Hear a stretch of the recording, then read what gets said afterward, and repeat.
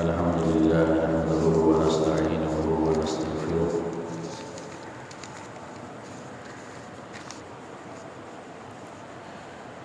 ونؤمن به ونتوكل عليه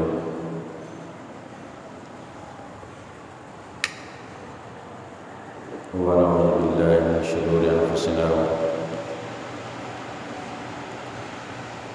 ومن سيئات أعمالنا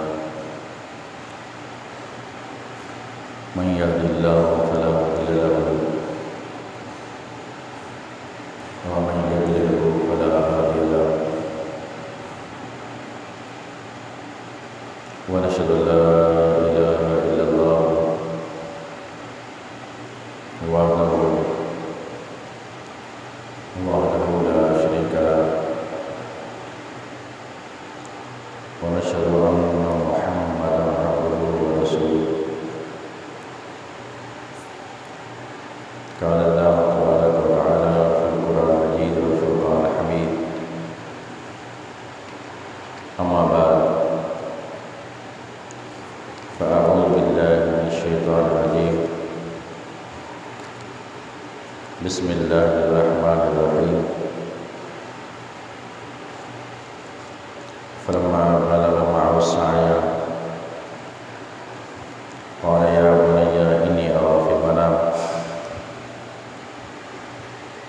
أني أذبحك فانظر ماذا ترى قال يا أبت افعل ما تؤمر ستجدني إن شاء الله من الصابرين فلما أسلم وتله للجبين وناديناه أن يا إبراهيم قد صدقت الرؤيا إنا كذلك نجزي المحسنين إن هذا لهو البلاء المبين وفديناه بذبح عظيم وتركنا عليه في الآخرين السلام على إبراهيم كذلك نجزي المحسنين قال الله تبارك وتعالى في مقام آخر وإذ يرفع إبراهيم القواعد من البيت وإسماعيل ربنا تقبل منا إنك أنت السميع العليم ربنا واجعلنا مسلمين لك ومن ذريتنا أمة مسلمة لك وأرنا مناسكنا وتب علينا إنك أنت التواب الرحيم ربنا وابعث فيهم رسولا منهم يتلو عليهم آياتك ويعلمهم الكتاب والحكمة ويزكيهم إنك أنت العزيز الحكيم آمنت بالله صدق الله العظيم وصدق رسول النبي الكريم الأمين ونحن على ذلك لمن الشاهدين والشاكرين والحمد لله رب العالمين بلغ العلا بكماله كشف الدجى بجماله حسنت جميع خصاله صلوا عليه وآله وأصحابه أجمعين مولانا صل وسلم دائما أبدا على حبيبك خير الخلق كلهم والحبيب الذي ترجى شفاعته لكل هول من الأهوال المقتحمين يا رب بالمصطفى بلغ مقاصدنا واغفر لنا ما مضى واسع الكرم مولانا صل وسلم دائما ابدا على حبیبک خیر الخلق کلہم. مختصر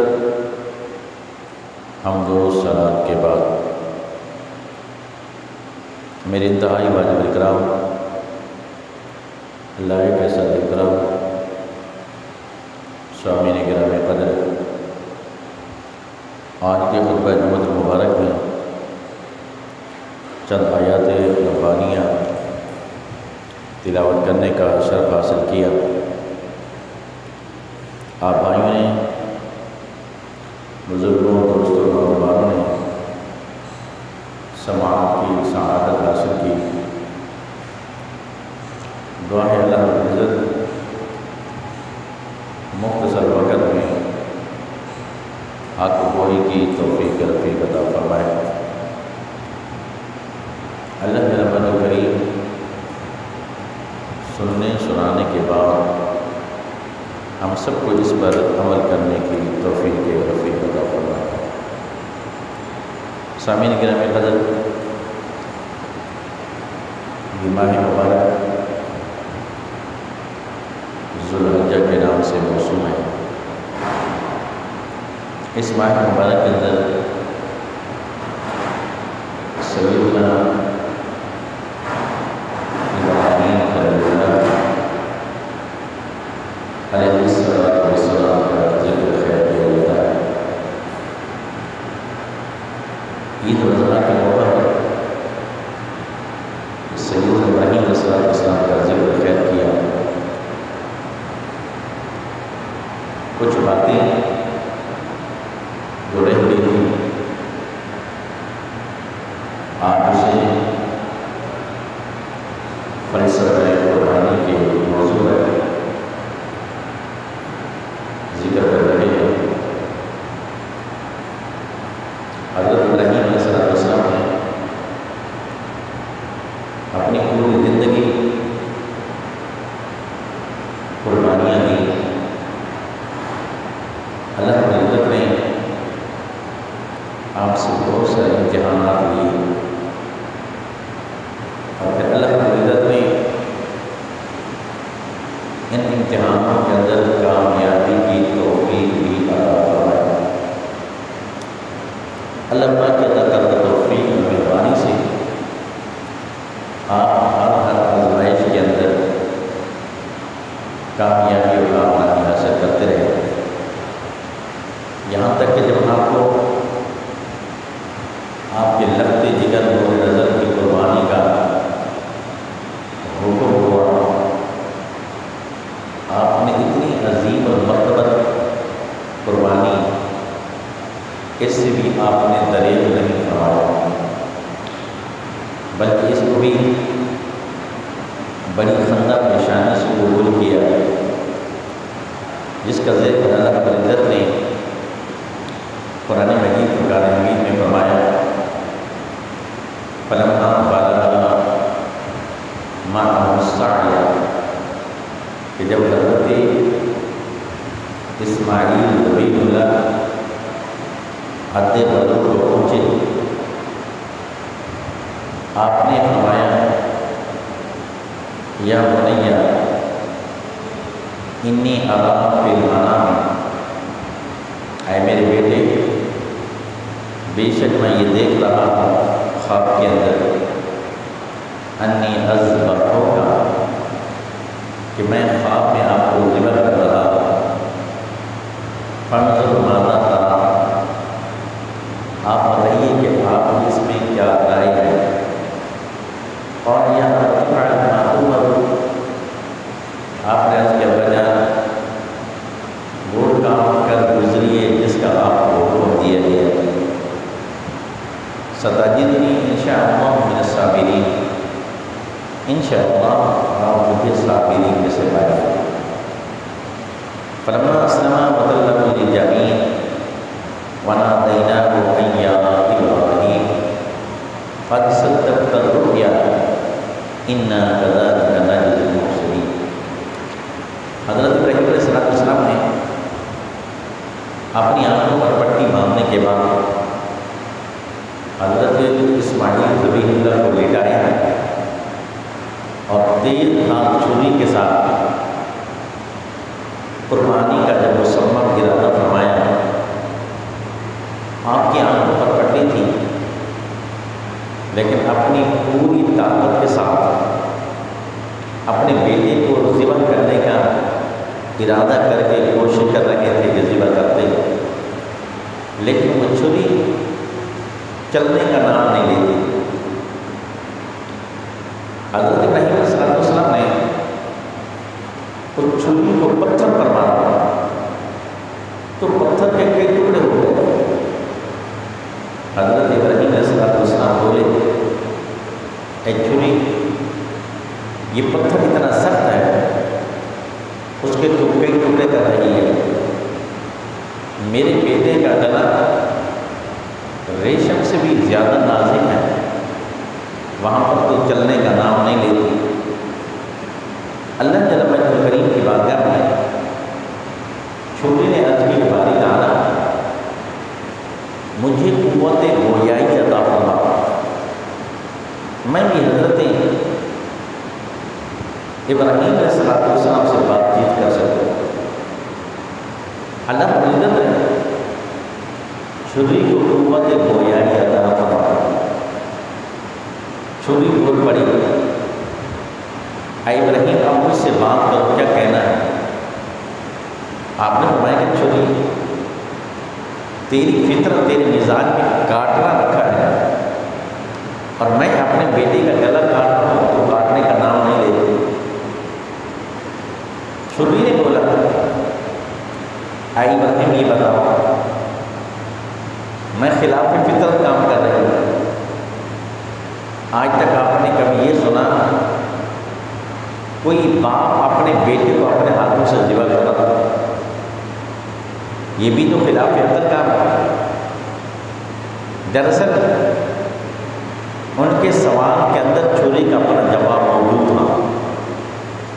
کبھی کبھار جواب دینے کا ایک طریقہ ہوتا ہے، جب ایک استدلال ہوتا ہے تاکہ میرا جواب آپ کی زبان سے آ جائے۔ حضرت ابراہیم علیہ السلام نے فرمایا ایسا نہیں ہوتا، لیکن کیونکہ مجھے میرے رب نے حکم دیا ہے، میں اپنے رب کے حکم کی تعمیل کر رہا ہوں، تکمیل کر رہا ہوں۔ چھری نے بولا، اگر تو اپنے رب کا حکم مان رہا ہے، مجھے بھی میرے رب نے ہی حکم عطا فرمایا۔ رب نے حکم دیا کہ خبردار، اسماعیل ذبیح اللہ کا ایک بار بھی بیٹا نہیں ہونا چاہیے۔ اتنے میں اللہ ملکت نے جب دیکھا، فرشتوں کو حکم ہوا، فرشتوں نے جنت کے دروازوں کو کھولا، آسمانوں سے فرشتوں نے یہ نظارہ دیکھا، کبھی یہ نظارہ نہیں دیکھا تھا، پہلی مرتبہ یہ نظارہ دیکھا کہ ایک باپ اپنے بیٹے کو اللہ کی رضا کی خاطر ذبح کر رہا ہے۔ گویا کہ رب نے فرمایا کہ اے میرے فرشتوں، میں نے تمہیں کہا تھا انی اعلم ما لا تعلمون، میں نے آدم علیہ السلام کو پیدا کیا تو تم نے کہا تھا وَنَحْنُ نُسَبِّحُ بِحَمْدِكَ وَنُقَدِّسُ لَكَ، باری تعالیٰ ہم تیری تسبیح و تحلیل کرنے کے لیے کافی ہیں، تیری پاکی بیان کر رہے ہیں۔ ایسے لوگوں کو پیدا کرے گا جو دنیا کے اندر فطرہ اور فساد کریں گے اور یہ خون ریزی کریں گے۔ اللہ رب العزت نے فرمایا انی اعلم ما لا تعلمون، اے فرشتوں جو میں جانتا ہوں وہ تم نہیں جانتے، تم میری مخلوق ہو، میں تمہارا خالق ہوں، خالق زیادہ جانتا ہے، مخلوق علم نہیں ہوتا۔ اللہ رب العزت نے فرمایا کہ اب دیکھو کہ فرشتوں کے اندر بھی ایسا منظر ہوا ہے، کہیں پہلے آپ نے ایسا نظارہ دیکھا؟ وہ انسان اپنے بیٹے کو ماں اس لیے قربان کر رہا ہے کہ اللہ رب العزت کی رضا اس کے اندر موجود ہو، اللہ رب العزت ہم سے راضی ہو جائے، اللہ کی رضا کی خاطر اپنی جان کی پرواہ کیے بغیر آتش نمرود میں کود پڑے، اپنی جان کی پرواہ کیے بغیر نمرود کے سامنے سینہ تان کر کھڑے ہو گئے، اور اللہ رب العزت کے بعد بلا شعور ہونے کا اعلان ساری دنیا کے اندر کیے، اپنی جان کی پرواہ کیے بغیر آگ کے اندر چلے جانا، اور پھر اپنے بیٹے کی جان کی پرواہ کیے بغیر اپنی محبت کو قربان کر دینا اللہ کی رضا کے لیے، یہ حضرت ابراہیم علیہ السلام کا ایک خاصہ ہے۔ اللہ رب العزت نے دیکھا ابراہیم علیہ السلام نے آنکھوں میں پٹی باندھی اور بڑی تیزی کے ساتھ چھری چلا رہے ہیں۔ اللہ رب العزت نے جبرائیل امین کو فرمایا، اے جبرائیل جلدی کرو، جنت میں جاؤ، وہاں سے ایک مینڈا لو، ایک دمبا حضرت ابراہیم علیہ السلام کے جا کر ہاتھوں میں رکھ دو، اسماعیل ذبیح اللہ کو ہٹا لو، یہ ان کو ذبح کر دیں گے، خون ان کے ہاتھوں میں لگے گا، یہ خوش ہو جائیں گے، اور حضرت ابراہیم علیہ السلام کے سامنے دمبا کو لایا گیا۔ جب اس کو ذبح کیا گیا، خون ہاتھوں میں لگا، اللہ کی بارگاہ میں حدیث تشکر ادا کیا، اور پھر جب آخری آنکھوں سے پٹی کو کھولا، دیکھا تو حضرت اسماعیل ذبیح اللہ سامنے مسکرا رہے تھے۔ حضرت ابراہیم علیہ السلام نے دیکھا دمبا ذبح ہو چکا ہے، پیغمبر تھے، وہ جانتے تھے کہ اللہ کا حکم ہے، اللہ کے حکم کے بغیر ایسا کچھ نہیں ہوتا۔ تو پھر حضرت ابراہیم علیہ السلام واپس گئے، یہ دمبا بھی مینا کے مقام سے واپس گھر لے گئے، اس قربانی کو بھی گھر کے اندر حضرت حاجرہ رضی اللہ تعالی عنہ کو آپ کو علم تھا کہ میرا بیٹا ذبح ہونے کے لیے گیا، اس وجہ سے حضرت اسماعیل ذبیح اللہ نے عرض کی، اے ابا جان میری امی کو جا کر میرے خون ابدا کرتا یہ جا کر دکھانا، رسی بھی دینا، اور ان کو یہ کہہ دینا میں اسماعیل کو ایسے کے پاس سپرد کر کے آ رہا ہوں، اے حاجرہ جو تجھ سے بھی زیادہ محبت کرتا ہے وہ مجھ سے بھی زیادہ محبت کرتا ہے، ماں باپ سے بڑھ کر دنیا کے اندر سوائے خلاق کے کائنات اور کوئی زیادہ محبت نہیں کرتا۔ انسانیت کے اندر سب سے زیادہ ماں باپ محبت کرتے ہیں، لیکن اس کے اندر فرمائے کہ ایسے کے پاس سپرد کر کے آیا جو ابراہیم سے بھی زیادہ محبت کرتے ہیں اور حاجرہ سے بھی زیادہ محبت کرتے ہیں۔ اور حضرت حاجرہ جب وہاں دیکھی تو آپ نے دیکھا کہ حضرت اسماعیل سامنے موجود ہے،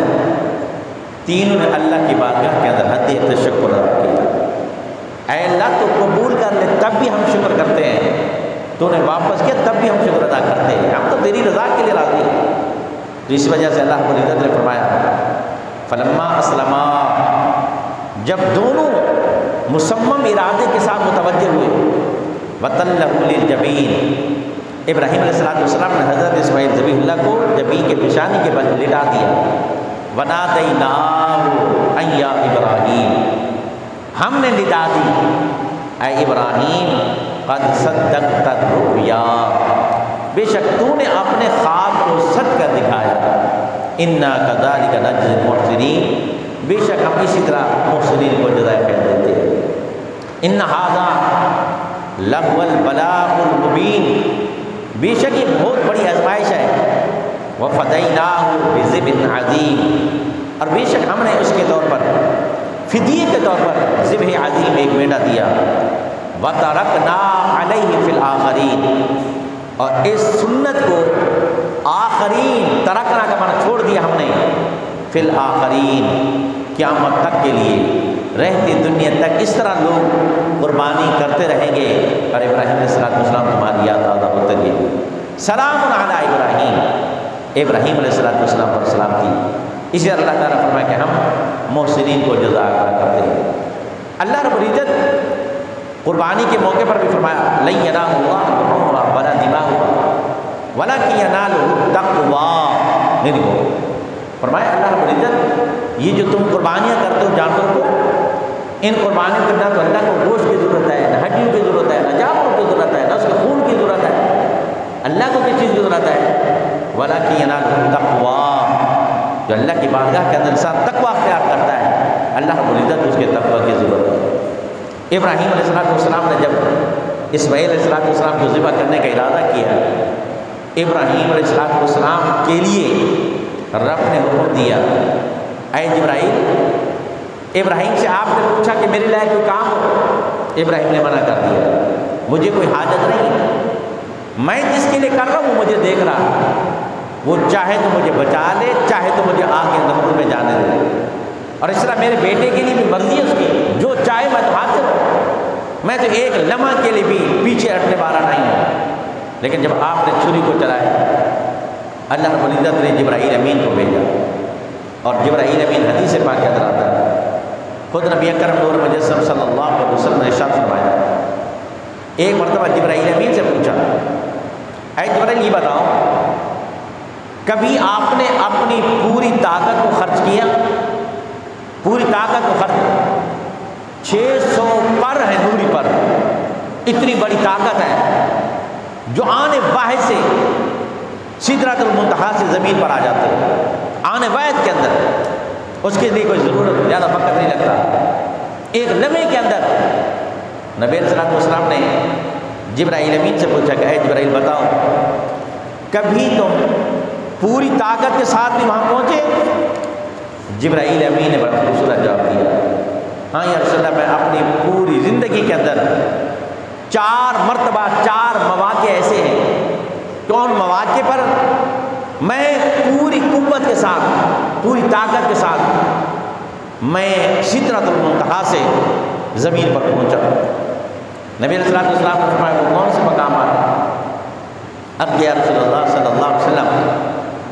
ان مواقع میں سے ایک موقع تو یہ ہے، حضرت ابراہیم علیہ السلام کو نمرود کی آگ میں ڈالا جا رہا تھا۔ میں نے پوچھا کہ میری لاکھ کیا ہے؟ منع کر دیا، لیکن جب آپ کو آگ میں ڈال دیا گیا، رسی کو کھول دیا گیا، ابھی آگ میں جا ہی رہے تھے، میں سدرۃ المنتہا پر تھا، رب ذوالجلال نے مجھے حکم دیا، اے جبرائیل، میں نے عرض کی جی رب جلیل، فرمایا جلدی کرو، میرے ابراہیم کو آگ میں ڈال دیا گیا ہے، رسی کو کھول دیا گیا ہے، تم جلدی کرو، میرے ابراہیم آگ میں نہ پہنچے، تم اپنے نوری پروں کو جا کر پہلے بچھاؤ۔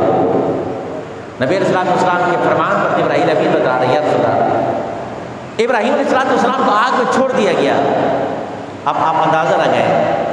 اگر اس چھت سے ہم پتھر کو زمین پر گرائیں، کتنے گھنٹے لگیں گے، کتنے منٹ لگیں گے، کتنے سیکنڈ لگیں گے؟ لمحات کی بات ہے، آنے واحد کے اندر وہ پتھر گر جائے۔ فرمایا ابراہیم علیہ السلام کی منجنی کو پھینک دیا گیا اور آپ آگ کے اندر جا رہے تھے، میں اس وقت سدرۃ المنتہا پر موجود تھا۔ جیسے رب جلیل کا حکم ہوا، میں نے اس دن اپنی پوری قوت کے ساتھ 600 پر میرے نورانی ہیں،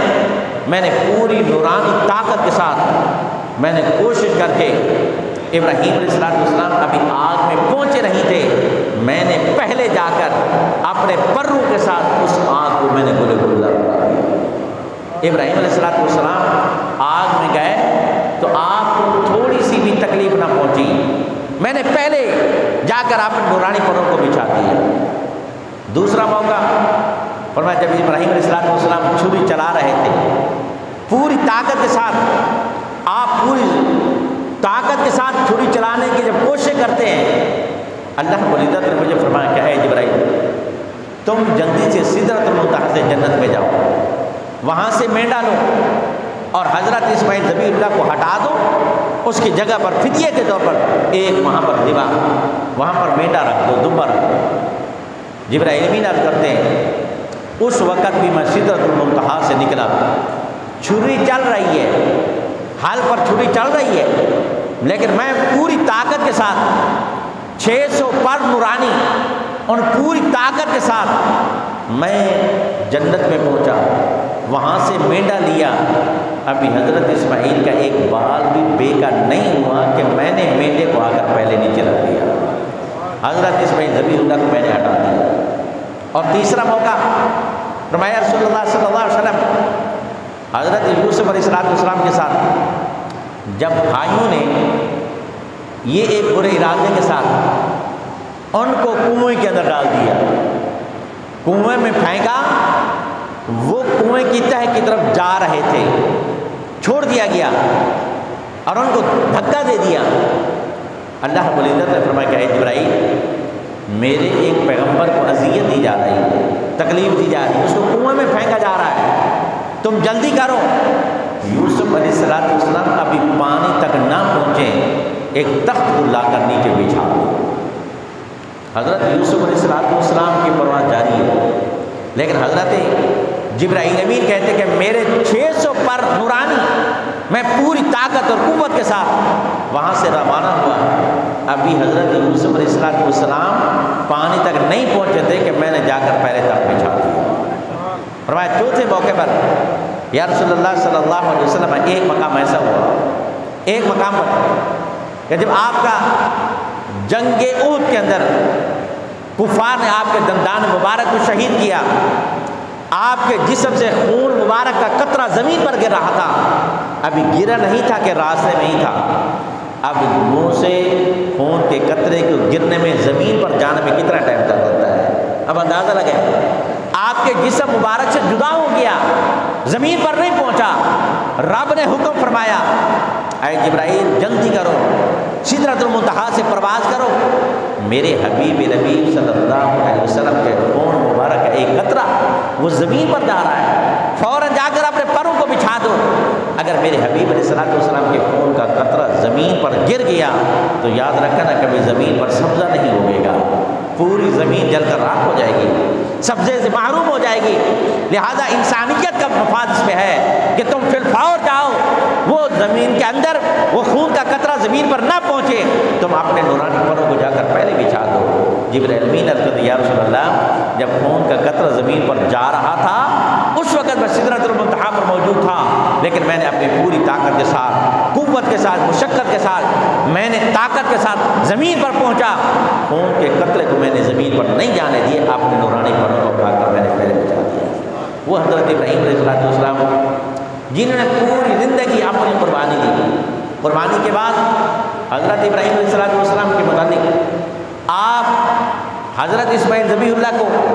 مکہ مکرمہ میں چھوڑ کر واپس جانے لگے، آپ کی شادی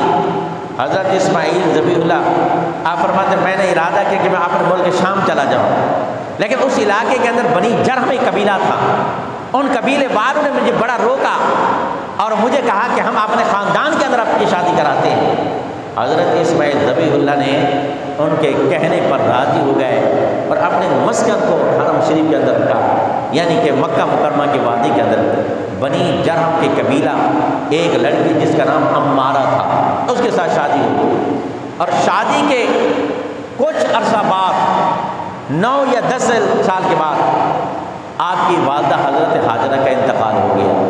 اب آپ اپنی بیوی کے ساتھ اکیلے رہ رہے تھے۔ کئی سالوں کے بعد حضرت ابراہیم علیہ السلام فرماتے ہیں میں نے ارادہ کیا کہ جاؤں اپنے بیٹے کو اور اپنی زوجہ کو مل کر آؤں۔ کئی سالوں کے بعد حضرت ابراہیم علیہ السلام جب حضرت اسماعیل ذبیح اللہ کو ملنے کے لیے مکہ کی سرزمین پر پہنچے، وہاں آپ نے معلومات کی، پتہ چلا کہ حضرت ہاجرہ کا انتقال ہو گیا اور حضرت اسماعیل ذبیح اللہ نے اپنی شادی کر لی ہے، اور آپ اس گھر میں گئے، اور اس وقت آپ کی بیوی کا نام جو عمارہ تھا وہ زبان دراز تھی، زیادہ بولنے والی تھی، اور ان کے اندر تکبر بھی تھا۔ حضرت ابراہیم علیہ السلام نے دروازے پر دستک دی اور معلومات دی، پھر کیا نام ہے آپ کا؟ آپ نے بتایا میرا نام ابراہیم ہے، اور تم بتاؤ تم کون ہو؟ انہوں نے کہا میں اسماعیل ذبیح اللہ کی بیوی ہوں۔ آپ نے فرمایا ہاجرہ کہاں ہے؟ بتایا کہ ان کا انتقال ہو گیا، اور اسماعیل ذبیح اللہ وہ کہاں ہیں؟ وہ شکار پر نکلے ہیں، اور ان کا جو لہجہ تھا بڑا تلخ انداز کا تھا، اور اخلاق کی دھجیاں اڑا دی، نہ بیٹھنے کو، نہ کھانے کو، نہ پینے کو، بڑی بدزبانی سے کام لیا۔ ابراہیم علیہ السلام نے اشاروں میں بات کر دی کہ اب پیغام بھی دینا ہے، بیٹا بھی موجود نہیں ہے، تو کہنے لگا اے ہمارا اچھا ایسا کرنا، جب وہ اسماعیل گھر پہ آئے تو ان کو بتانا ابراہیم نامی شخص آیا تھا، یہ نہیں بتایا ان کا باپ، ابراہیم نامی شخص آیا تھا اور وہ یہ کہہ کر گیا ہے تمہارے گھر کا دروازہ ٹھیک نہیں ہے، اس کو تبدیل کر دو، تمہارے گھر کی چوکھٹ ٹھیک نہیں ہے، گھر کا دروازہ چوکھٹ بھی ٹھیک نہیں ہے، اس کو تبدیل کر دو۔ اب جب حضرت اسماعیل علیہ السلام گھر میں پہنچے تو بیوی سے کہا کوئی گھر میں آیا؟ انہوں نے کہا ایک ابراہیم نامی شخص تھا، بڑی عمر کے تھے، اور آپ کا پوچھا، حضرت ہاجرہ کا پوچھا، میں نے سب کچھ تفصیل بتا دی، لیکن جاتے ہوئے کوئی پیغام؟ انہوں نے کہا یہ پیغام دے کر گئے ہیں۔ انہوں نے کہا کہ اسماعیل کو کہہ دینا اپنے گھر کے دروازے کو تبدیل کر لو، یہ تمہارے حق میں بہتر نہیں ہے۔ جیسے یہ سنا تو حضرت اسماعیل نے کہا اے میری بیوی، میری طرف سے تجھے طلاق ہے، میری طرف سے تجھے طلاق، میری طرف سے تجھے طلاق دے دی۔ انہوں نے کہا یہ کیا ہوا؟ اس کے تو نہیں جانتی وہ ابراہیم کون تھے، اور تو نہیں جانتی کہ وہ کیا پیغام دے کر گئے۔ وہ میرے باپ تھے، وہ صاحب وحی تھے، وہ پیغمبر تھے جو وہ یہ کہہ کر گئے تمہارے گھر کی دہلیز، تمہاری چوکھٹ، تمہارا دروازہ ٹھیک نہیں ہے، تم نے اس کے ساتھ بد اخلاقی سے بات کی ہے، بد زبانی سے بات کی ہے، اور وہ جو اشارہ کر کے گئے ہیں وہ پیغمبر ہیں، اور انہوں نے مجھے اشارہ دیا کہ اپنی بیوی کو تبدیل کرو، یہ اس لائق نہیں ہے کہ تمہارے حق نکاح کے اندر رہے۔ اور یہ تاریخ کے اندر لکھا ہے باپ کے کہنے پر پہلی مرتبہ جو طلاق ہوئی وہ حضرت اسماعیل ذبیح اللہ نے دی تھی، اور حضرت ابراہیم علیہ السلام کے کہنے پر دی تھی۔ اور پھر ایک آپ نے دوسری شادی کی مخاض نامی سیدہ مخاض کے نام کے ساتھ، پھر آپ نے دوسری شادی کی۔ کچھ عرصہ کے بعد حضرت ابراہیم علیہ السلام دوبارہ آئے، اسی گھر کے اندر آئے، تو اس دن بھی حضرت اسماعیل ذبیح اللہ جو تھے اس وقت بھی آپ کہیں شکار کی نیت سے گئے ہوئے تھے۔ علامہ اسماعیل حقی رحمۃ اللہ تعالی نے تفسیر اور بیان کے اندر ایک بات لکھی ہے، تفسیر کے اندر موجود ہے۔ فرمایا آپ اس گھر میں پہنچے، آپ نے حضرت اسماعیل ذبیح اللہ کی بیوی سے اپنی بہو سے پوچھا میرا نام ابراہیم ہے، یہ بتاؤ اسماعیل کہاں گئے؟ انہوں نے کہا اسماعیل علیہ السلام وہ تو شکار کے لیے گئے ہیں، بڑی عزت دی، بڑے احترام کے ساتھ، آپ بزرگ ہیں ہمارے ساتھ بیٹھیں کھانا کھائیں، عزت و احترام کے ساتھ۔ جب حد سے زیادہ عزت و احترام اخلاق کے ساتھ بولا تو حضرت ابراہیم علیہ السلام نے فرمایا کہ وہ جب آئے نا ان کو کہنا ابراہیم نامی ایک شخص آیا تھا اور وہ کہہ رہا تھا تمہارے دروازے کی، تمہارے گھر کا جو دروازہ یہ بالکل ٹھیک ہے، اس کو رہنے دینا، اس کو تبدیل نہیں کرنا، یہ چوکھٹ گھر کی ٹھیک ہے، اس کو تبدیل نہیں کرنا۔ حضرت اسماعیل جب واپس آئے تو پوچھا بیوی سے کوئی آیا تو نہیں تھا؟ ان کا آیا تھا ایک ابراہیم نامی شخص تھا، ضعیف العمر تھے اور آپ کا پوچھ رہے تھے اور مجھے یہ کہہ کر چلے گئے، ان کو کہہ دینا کہ تمہارے گھر کا دروازہ ٹھیک ہے، اس کو رہنے دینا، اس کو تبدیل نہیں کرنا۔ آپ نے فرمایا وہ کون تھے پتہ ہے آپ کو، اور مجھے کیا کر کے چلے گئے، مجھے کیا پیغام دے کر گئے ہیں؟ انہوں نے کہا مجھے نہیں پتا۔ فرمایا وہ میرے والد گرامی تھے حضرت ابراہیم علیہ السلام، وہ پیغمبر ہیں، وہ صاحب وحی ہیں، وہ اللہ کے خلیل ہیں، میرے والد گرامی ہیں، اور یہ جو پیغام دے کر گئے ہیں اپنے دروازے کی دہلیز کو تبدیل نہیں کرنا، یہ پیغام دے کر گئے کہ تم میرے قابل ہو، تمہیں طلاق نہیں دینی، ورنہ پہلی بیوی کو انہوں نے مجھے حکم دیا تھا، وہ میرے قابل نہیں تھی اور ان کا اخلاق اچھا نہیں تھا، تو میں نے ان کے کہنے پر طلاق دے دی تھی، اور یہ تمہارے لیے حکم دے کے گئے کہ میں تمہیں طلاق نہ دوں۔ تو حضرت ابراہیم علیہ السلام اللہ رب العزت ان کی اتنی خوبیاں عطا فرمائی، اتنی خوبیاں، بڑے مہمان نواز تھے۔ مہمان نوازی کے اندر آپ نے ہمیں یہ درس دیا، ہمیں پیغام دیا۔ آج تو ہمارا معیار کچھ الگ ہے، ہمارا معیار کچھ الگ ہے، ہمارا میل کچھ الگ ہے۔ انبیاء کرام علیہ السلام کی سنت کو دیکھیں، ان کا طور طریقہ، بغیر مہمان کے آپ کھانا نہیں کھایا کرتے تھے، جب تک مہمان گھر میں نہ آئے کھانا نہیں کھاتے۔ اگر گھر میں کھانا موجود ہے، مہمان گھر پہ موجود نہیں ہے، کھانا کھانے سے پہلے باہر جاتے، پہلے مہمان تلاش کرتے، کوئی ایک بندہ میرے ساتھ آ جائے، مل کر ہم کھانا کھاتے۔ اور ہمارے ہاں معاشرے کے اندر بگاڑ بڑا یہ ہے، ہم مہمان کو جو کہ خدا کی رحمت ہوتا ہے زحمت کے طور پر ہم سمجھتے کہ یہ زحمت ہے۔ یاد رکھنا مہمان خدا کی رحمت ہوتا ہے، اور مہمان جب آتا ہے وہ تمہارے میرے پاس سے نہیں کھاتا، وہ اپنا رزق خود لے کر آتا ہے، اور ان کے کھانے کھلانے سے اللہ رب العزت انسان کے رزق کے اندر برکت عطا فرما دیتا ہے۔ حضرت ابراہیم علیہ السلام کے بارے میں آتا ہے ایک مرتبہ آپ نے کھانا لگایا اور مہمان کوئی بھی موجود نہیں تھا، اکثر آپ کے پاس مہمان ہوتے، جب مہمان نہیں تھا تو گھر میں کھانے کو روکا، باہر لمبا سفر کیا، لمبا سفر کرنے کے بعد ایک بندہ سامنے نظر آیا، اس کو بلایا، اس کو دعوت دی، اور وہ گھر میں آیا تو جب آپ نے ان کے ساتھ کھانا شروع کیا، آپ اس کے ساتھ کھانا کھانے لگے، اس کے ساتھ کھانا ایک عجیب صورت پیدا ہو گئی۔ آپ نے اللہ کا نام لیا، اللہ کا نام لے کر، اور اس کو کہا بھی آپ اللہ کا نام لے، اس نے کہا میں تو اللہ کا نام نہیں لیتا،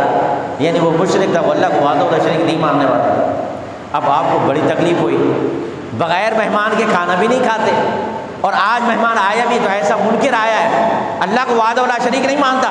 تو آپ کو یہ بات عجیب و غریب گزری، ناراضگی کے اظہار کے اس کو دسترخوان سے اٹھا دیا۔ فرمایا جاؤ میں پھر کھانا نہیں کھلاتا، میں بغیر مہمان کے بھی کھانا نہیں کھاتا، اور مہمان بھی اس کو ساتھ بٹھاتا ہوں جو اللہ کو وحدہ لا شریک ماننے والا ہو، تو منکر ہے تو چلا جا، میں تیرے ساتھ کھانا نہیں کھاتا۔ وہ مہمان اٹھ کے چلا گیا، وہ منکر تھا، اللہ کو وحدہ لا شریک ماننے والا نہیں تھا، جب اٹھ کے چلا گیا تو عجیب و غریب کیفیت پیدا ہوگی، رب کی طرف سے وحی نازل ہوئی، کیا ابراہیم یہ کیا کیا تم نے؟ ایک بندے کو اٹھا دیا، رزق سے اٹھا دیا. وہ مجھے نہیں مانتا تھا، منکر تھا. اے ابراہیم آپ کو پتہ ہے دنیا کے اندر کتنے منکر ہیں جو مجھے نہیں مانتے، میں ان کو وقت پر رزق عطا فرما رہا ہوں. کئی لوگ ایسے ہیں، ایک دو تو نہیں ہے نا، یہ جو آج آپ کے پاس آیا ہے یہ بھی تو کب سے میرا رزق کھا رہا ہے نا، یہ بھی تو میرا رزق کھا رہا ہے. دنیا کے اندر کوئی ایک منکر تو نہیں ہے نا، بے شمار منکر ہیں، لیکن اس کے باوجود اللہ رب العزت ان کو رزق عطا فرماتا ہے، رزق کی کمی نہیں ہے. حضرت ابراہیم علیہ السلام فرماتے ہیں کہ میرے دل کے اندر اشارہ پیدا ہوا، میں نے بہت غلط کیا ہے، یہ فیصلہ میرا غلط ہوا، لہٰذا آپ اٹھے، واپس دوبارہ دوڑے، اس مہمان کو تلاش کیا، وہ مہمان مل گیا، اس سے معذرت کی کہ مجھ سے خطا ہو گئی، مجھ سے لگنے ہوئی، بس آپ میرے پاس واپس آ گئے. یعنی میں کچھ اور سوچ رہا تھا، میرے ذہن کے اندر اتحادی خطا ہوئی، میں نے یہ سمجھا کہ منکر کو ساتھ نہیں بٹھانا، لیکن رب نے فرمایا کہ مجھے کوئی مانتا ہے میں اس کو بھی رزق عطا کرتا ہوں، کوئی نہیں مانتا تو اس کو بھی رزق عطا فرماتا ہوں. رزق کے معاملے میں آپ نے اس کو کیوں اٹھایا؟ لہٰذا میں معذرت چاہتا ہوں، میرے پاس واپس جاؤ. جب وہ بندہ واپس آیا،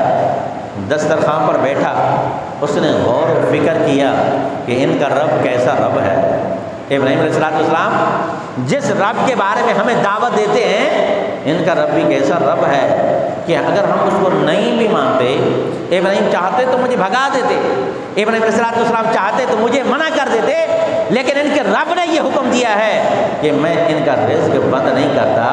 ان کا خلاق کائنات جو ہے، ان کا جو رب ہے، حقیقت میں وہی رب السماوات والارض ہے، لہذا پتہ چلتا ہے وہی حقیقت میں وحدہ لا شریک ہے. اب کھانا تناول کرنے سے پہلے اس شخص نے کہا اے ابراہیم میرا اٹھا کر بھیج دینا، مجھے بھگا دینا، پھر میرے واپس چل کر میرے پاس آنا، تمہارا معذرت کرنا، مجھے واپس بلانا، دوبارہ دعوت دینا، دوبارہ دسترخوان پر بٹھانا، یہ ساری چیزیں بتاتی ہیں تمہارا رب حقیقت وحدہ لا شریک ہے. میں بھی کلمہ پڑھتا ہوں، لا الہ الا اللہ ابراہیم خلیل اللہ. حضرت ابراہیم علیہ السلام کی بات بھی پوری ہو گئی کہ منکر کو ساتھ کھانا نہیں کھلاتے، اور ان کے طور طریقے سے ان کے دل پر بھی اثر یہ پڑا کہ رب ذوالجلال وہ ہے کہ اس کو مانتا ہے تب بھی اس کو رزق عطا فرماتے ہیں، ان کو نہیں مانتا تب بھی اس کو رزق عطا فرماتے ہیں. تو یہ حضرت ابراہیم علیہ السلام، اس کے بعد پھر ایک قربانی ہو گئی، معاملات ہو گئے. قرآن پاک فرماتا ہے پھر رب ذوالجلال نے ابراہیم علیہ السلام کو حکم دیا، اے ابراہیم اب یہ کام کرو، میرے خانہ کعبہ کی تعمیر نو کرو. خانہ کعبہ کو تو پہلے بنا دیا، حضرت آدم علیہ السلام کی پیدائش سے بھی پہلے بنا دیا گیا تھا. 2000 سال پہلے اللہ رب العزت نے فرشتوں کو بھیجا، خانہ کعبہ بنا دیا گیا. پھر نوح علیہ السلام کے دور میں جب طوفان آیا، اس طوفان کے اندر سوائے خانہ کعبہ کے جتنے بھی عمارتیں تھیں ساری منہدم ہو گئیں، لیکن اس طوفان کے اندر بھی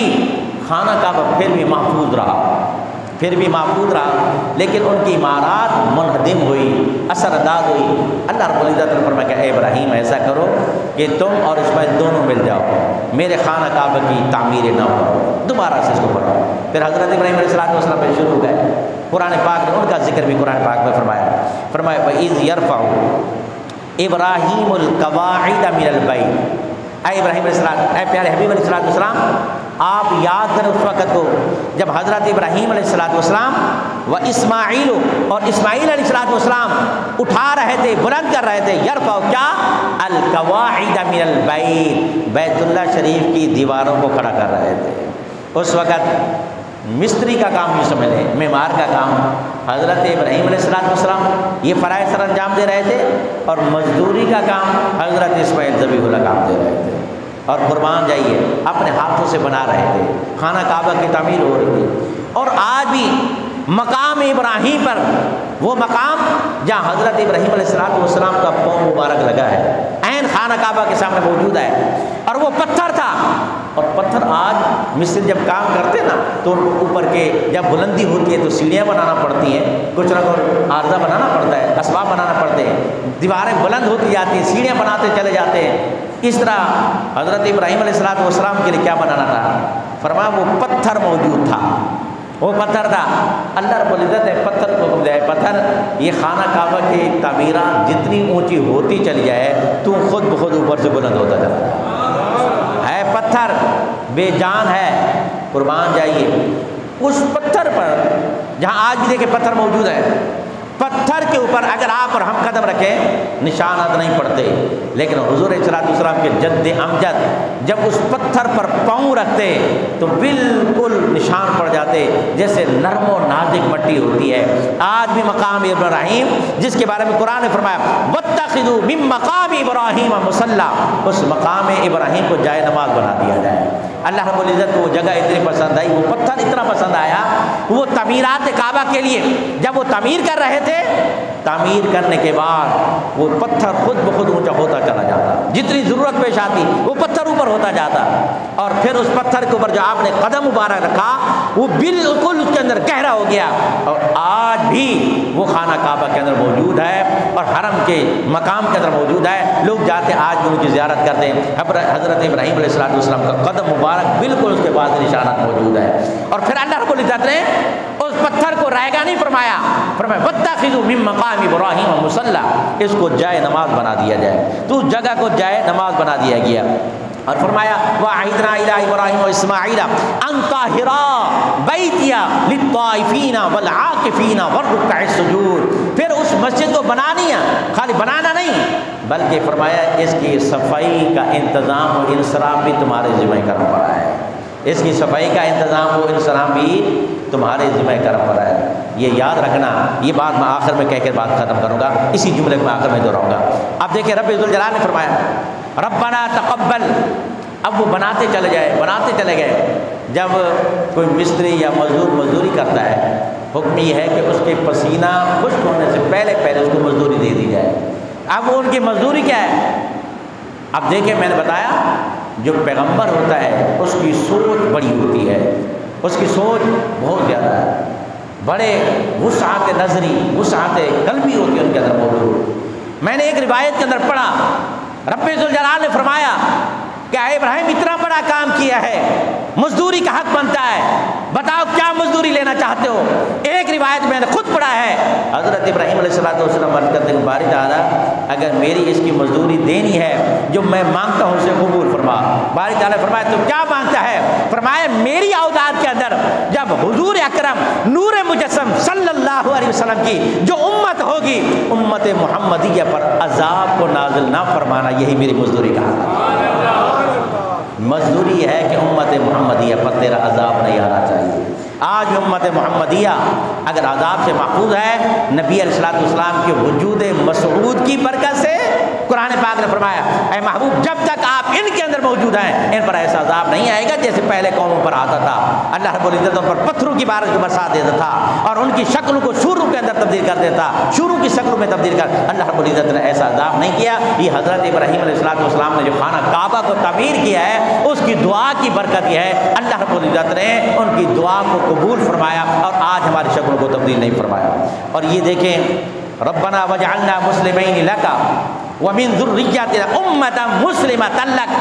اے باری تعالیٰ میری اولاد کو، میری ذریت کو، بلکہ رہتی تک پوری امت مسلمہ کو ان کی طرف جھکنے والا بنا دے۔ وَأَرِنَا مَنَاسِكَنَا وَتُبْ عَلَيْنَا، کیا دعا کی؟ یہ ساری دعائیں حضرت ابراہیم علیہ السلام نے مزدوری کے اندر اللہ کی بارگاہ کے اندر دعائیں کی کہ اے باری تعالیٰ اس ذریت کو، میری اولاد کو، پوری امت مسلمہ کو ان کی طرف متوجہ فرما۔ وَأَرِنَا مَنَاسِكَنَا، اور ہمارے کو ان کے مناسک دکھا، وَتُبْ عَلَيْنَا، اور ہماری توبہ کو قبول فرما، بے شک تو توبہ کو قبول فرمانے والا، بڑا رحم فرمانے والا۔ آخر کے اندر بڑی دعا کی، ساری دعاؤں کا نتیجہ قرآن پاک فرما رہا ہے ربنا وابعث فیہم رسولا منہم یتلو علیہم آیاتک، اے اللہ اس کے بدلے میں میری یہ دعا قبول کر، ایک عظمت والا رسول بھیج، وابعث فیہم، ہو انہی میں سے، ہو عظمت والا، یتلو علیہم آیاتک، جب وہ آئے تو تیری آیتوں کی تلاوت کرے، آئے تو تیری آیتوں کی تلاوت کرے، وَيُعَلِّمُهُمُ الْكِتَابَ، تیری کتاب کی تعلیم دے، وَالْحِکْمَةَ، اور حکمت کی تعلیم دے، وَيُزَكِّيهِمْ، اور انہیں پاکیزہ بنا دے۔ اور اس سے کون مراد ہیں؟ حضور نبی اکرم نور مجسم صلی اللہ علیہ وسلم۔ دیکھیں ہم محنت مزدوری کرتے نا تو اپنی مزدوری کے اندر اپنی سوچ کے اعتبار سے مانگتے ہیں، اپنی ضرورت کے مطابق مانگتے ہیں۔ حضرت ابراہیم علیہ السلام نے نہیں عرض کہ باری تعالیٰ مجھے یہ چیز دے دے، مجھے یہ چیز دے دے، فرمایا نہیں باری تعالیٰ میری مزدوری یہ ہے امت محمدیہ پر عذاب نہ آئے۔ اور رب ذوالجلال نے فرمایا کہ اے ابراہیم میرے حبیب سے تو اتنی محبت کرتا ہے، میرے حبیب الحبیب سے تیری اولاد ہے، لیکن میرا تو حبیب ہے، تو میرے حبیب سے اتنی محبت کرتا ہے، اگر اتنی محبت ہے اور اتنی دعائیں کر رہا ہے، اے ابراہیم یاد رکھ پھر شریعت میرے مصطفیٰ کی ہوگی، وہاں پر بھی ذکر حضرت ابراہیم علیہ السلام کا ہوگا، عبادت کے اندر بھی تیرا ذکر رکھ دوں گا، نمازوں کے اندر بھی تیرا ذکر ہوں گا۔ اے محبوب ابراہیم تیرے پیارے جو اولاد میں سے حضور نبی اکرم نور مجسم صلی اللہ علیہ وسلم کو بھیجوں گا، ان کی اولاد ان کی امت نماز پڑھے گی، نماز کے اندر بھی ان کی نماز اس وقت تک قبول نہیں کروں گا جب تک حضرت ابراہیم کی ذات پر درود برآمد نہیں پڑیں گے۔ آج بھی ہم نماز پڑھتے، عبادت خدا کی ہے، عبادت خدا کی ہے، نبی علیہ السلام کی ذات پر بھی درود ہے، اور حضرت ابراہیم علیہ السلام کی ذات پر بھی درود ہے، اور حضرت اسماعیل علیہ السلام کی ذات پر بھی درود ہے۔ پڑھتے نہیں ہم سب اللہم صلی علی محمد وعلی آل محمد کما صلیت علی ابراہیم وعلی آل ابراہیم، اے اللہ جیسے تو نے ابراہیم علیہ السلام پر اپنی رحمت کو نازل فرمایا اور ان کی ذریت ان کی اولاد وہ حضرت اسماعیل علیہ السلام ہے۔ اللہم بارک علی محمد وعلی آل محمد کما بارکت علی ابراہیم وعلی آل ابراہیم، یہ عبادت ہے، یہ اللہ کی عبادت ہے۔ فرمایا عبادت میری ہوگی، لیکن اے ابراہیم تمہاری ان دعاؤں کا نتیجہ یہ ہے اور تمہاری مزدوری یہ ہے، تم نے مزدوری بڑی وسعت نظری کے ساتھ مانگی ہے، وسعت قلبی کے ساتھ مانگی ہے، اور ہم اس کا حق اس سے بھی تمہیں زیادہ عطا فرما دیتے ہیں۔ رہتی دنیا تک لوگ نماز پڑھتے رہیں گے، عبادت میری ہوگی، حج میرا ہوگا، وہ میری عبادت ہوگی، لیکن جہاں جہاں تم نے شیطان کو کنکریاں ماری ہیں میں اس کو آپ کی سنت قرار دے دوں گا۔ لوگ عبادت میری کریں گے لیکن ذکر آپ کا چلے گا، مینا کے اندر قربانی بھی کرنا پڑے گی، عرفات کے اندر ان کو جانا پڑے گا، صفا مروہ پر ان کو دوڑنا پڑے گا، ان تمام مناسک کو میں اپنی عبادت قرار دے دوں گا۔ عبادت میری ہوگی لیکن یاد ابراہیم تیری ہی ہوا کرے گی۔ اللہ رب العزت کی بارگاہ کے اندر ان کی قربانیاں بے حد و بے حساب ہیں، ان کی قربانیوں کا کوئی اندازہ نہیں ہے، جتنی قربانیاں زیادہ ہیں، لیکن آج ہمارے آبا و اجداد چلے گئے، نبی علیہ السلام سے یعنی 1400 سال گزر گئے، ہر دور کے اندر حضرت ابراہیم علیہ السلام کی یاد تازہ ہوتی رہی اور آج ہو رہی ہے، بلکہ قیامت تک حضرت ابراہیم علیہ السلام کا ذکر ہوتا رہے گا۔ لیکن آخر کی عمر کر کے بات کو ختم لگا ہوں، لیکن کیا فرمایا؟ اے ابراہیم اسماعیل مسجد خانہ کعبہ تو بنا لیا، اب اس کی صفائی اور اس کا انتظام میں انسلام بھی تمہارے ذمہ پر ہے۔ یہ بڑا پیارا جملہ ہے، بڑا دلچسپ جملہ ہے۔ مسجد کی صفائی اور ستھرائی اور انتظام و انصرام یہ ہر بندے کے بس کی بات نہیں ہوتی، یہ ہر بندے کے بس کی بات نہیں ہوتی، اور یہ مسجد کو بنانا تعمیر کرنا یہ بھی ہر بندے کے بس کی بات نہیں ہے۔ قرآن فرما رہا ہے، میں نہیں کہتا، فرمایا انما یعمر مساجد اللہ من آمن باللہ والیوم الآخر۔ قرآن پاک فرماتا ہے مسجد کو ہر بندہ نہیں تعمیر کرتا، نہ اس کے اندر ہر بندہ حصہ ڈالتا ہے، نہ اس کا انتظام انسلام کرتا ہے، نہ اس کی صفائی کا اہتمام۔ جسے رب ذوالجلال چاہتا ہے ایمان کی دولت دیتا ہے، وہ بندہ اللہ پر بھی ایمان رکھتا ہے، یوم آخرت پر بھی ایمان رکھتا ہے، اور اس کے ساتھ ساتھ پھر اللہ اس کو توفیق دیتا ہے تو مسجد کے انتظام انسلام کرتا ہے۔ آج ہمارے معاشرے کے اندر یہ ہے، مساجد کے ہر مسجد کے اندر خدماء کا انتظام ہوتا ہے، مؤذن کا بھی انتظام ہے، امام کا بھی انتظام ہے، خدام کا بھی انتظام ہے، لیکن یہ جو خادم مسجد ہے، یہ مؤذن ہے، یہ جو عملہ یہ اسٹاف ہے، یہ عام نہیں ہوتا، یہ انبیاء کرام کی سنت پر عمل کر رہے ہوتے ہیں، اور مسجد کی جو انتظامیہ ہے یہ عام نہیں ہوتے۔ اللہ رب العزت ان میں سے جن سے جو چاہتا ہے وہ کام لیتا ہے۔ اللہ رب العزت نے ان کو انتظامیہ بھی بنایا اور فرمایا انطاہرا، خود صفائی کرو ان کے لیے، پیغمبر ہیں، اولو العزم پیغمبر ہیں، فرمایا یہ صفائی کرو، صفائی کر کے صاف ستھرا کر کے رکھیں۔ کون آئے گا؟ فرمایا میرے گھر کے اندر للطائفین والعاکفین والرکع السجود، رکوع کرنے والے آئیں گے، سجود کرنے والے آئیں گے، طواف کرنے والے آئیں گے، اعتکاف کرنے والے آئیں گے، وہ میرے سارے کے سارے مہمان ہوں گے، اور تم ان مہمان کی میزبانی بن جاؤ میری طرف سے، میں تمہیں حکم دے رہا ہوں، اور ان کا انتظام و انصرام کرو میرے پیارے بندے آئیں گے، وہ نماز پڑھیں گے، پھر وہ واپس چلے جایا کریں گے۔ یہ طور طریقہ اس دور سے لے کر آج تک بھی چلا آ رہا ہے اور قیامت تک جاری رہے گا، اور جب تک یہ سلسلہ جاری رہے گا قیامت تک کے لیے اللہ رب العزت حضرت ابراہیم علیہ السلام کے ذکر کو بھی زندہ اور جاوید رکھے گا۔ آج بھی عبادت کو دیکھیں، معاملات کو دیکھیں، شریعت محمدیہ کے اندر پہلی شرع مبارکہ جو ہیں وہ منسوخ ہو گئی، اور جو احکام بقیہ سابقہ شرائع کے بچے ہیں ان کو شریعت محمدیہ کا حصہ بنا دیا گیا ہے۔ اب کوئی شریعت نہیں، شریعت محمدیہ ہے، لیکن حضرت ابراہیم علیہ السلام کے احکام اور آپ کے شرائع اور آپ کا ذکر خیر شریعت محمدیہ کے اندر بھی رکھ دیا۔ نماز عبادت ہے، ابراہیم علیہ السلام کا ذکر ہے، نماز پڑھو اور ابراہیم علیہ السلام کا ذکر نہ کرو، رب نماز قبول نہیں فرماتا۔ حج کرو، ابراہیم علیہ السلام کی یاد بھی نہ آئے، ان کا ذکر بھی نہ ہو، اللہ حج قبول نہیں فرماتا۔ اس کا مطلب ہے اللہ رب العزت نے عبادت کا حصہ بنا دیا۔ رہتی دنیا تک لوگ کسی کے دیکھیں آج کے دور کے اندر اپنے دادا پردادا کو بھی کوئی لوگ نہیں جانتے، دادا پردادا سے اوپر چلے جائے کوئی کسی کو نہیں جانتا، لیکن ابراہیم علیہ السلام کئی سو سال گزر گئے اور آج بھی ان کی یاد ہمارے سامنے ایسے ہے جیسے کہ ہم اپنی آنکھوں سے دیکھ رہے ہیں اور ہم ان سے باتیں کر رہے ہیں۔ اللہ رب العزت ان کا ذکر ایسے فرمایا۔ تو مسجد کا انتظام و انصرام یہ یاد رکھنا، کوئی بندہ بھی مسجد میں کوئی چیز گری ہو نا، ضروری ہے کہ ہم مسجد کے خادم کو بلائیں اور وہ آئے اس کا انتظام اور انتظام وہ صفائی کرے، نہیں، خود اپنے آپ کو خوش بختی سمجھا کرو، اپنے آپ کو اللہ کی بارگاہ میں یہ بات باعث فخر سمجھا کرو کہ آپ کو مسجد کی خدمت کرنے کا کہیں سے موقع مل رہا ہے۔ وہ مسجد کی خدمت کے موقع کے کئی صورتیں ہیں، آپ چاہے اس میں آپ حصہ ڈال رہے ہیں، آپ اس میں چاہے فنڈ ڈال رہے ہیں، آپ چاہے وہ عملے کی خدمت کر رہے ہیں، تو آپ اپنے آپ کو خوش نصیب سمجھا کرو۔ عید کے مواقع پر ہم نے کچھ بات کو ختم کیا تھا، لیکن اس سے پہلے مجھے تو ایک مرتبہ فیض بھی کہہ رہے تھے امام صاحب آپ بار بار میرا ذکر کرتے ہیں تو مجھے اچھا بھی نہیں لگتا، آپ نہیں کریں، لیکن میں نے کہا انشاءاللہ